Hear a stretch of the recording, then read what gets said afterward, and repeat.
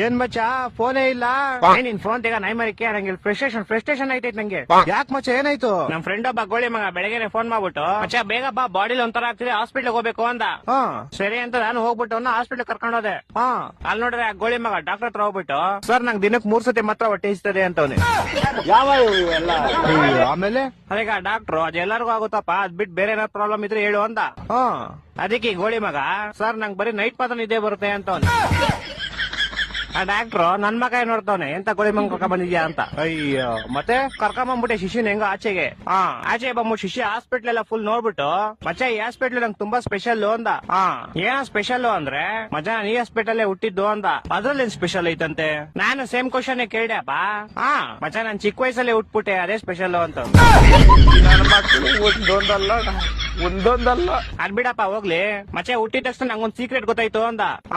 ಏನ್ ಸೀಕ್ರೆಟ್ ಅಂದ್ರೆ ಮಚ್ಚೆ ಹುಟ್ಟಿದ ತಕ್ಷಣ ನೋಡ್ತೀನಿ ನೋಡಿದ್ರೆ ನಮ್ಮ ಅಮ್ಮ ಲೇಡೀಸು ನಮ್ಮ ಅಪ್ಪ ಜೆಂಟ್ಸು ಅಂತ. ಹೊಟ್ಟೆ ಎಷ್ಟು ಉರ್ಸ್ತಾವ್ರೋ ಆ ಪಕ್ವತ್ನ ನೋಡಿದ್ರೆ.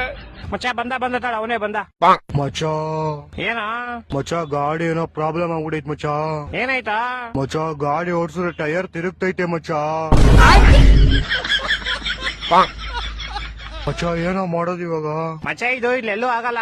ಏರೋಪ್ಲೇನ್ ಟೈರ್ ರಿಪೇರಿ ಮಾಡ್ತಾ ಗೊತ್ತಾ, ಅಲ್ಲೇ ಹೋಗ್ಬೇಕು. ಅಲ್ಲಿಗೆ ಫೆಬ್ರವರಿ 30ನೇ ತಾರೀಕು ಹೋಗೋಣ, ಸರಿನಾ?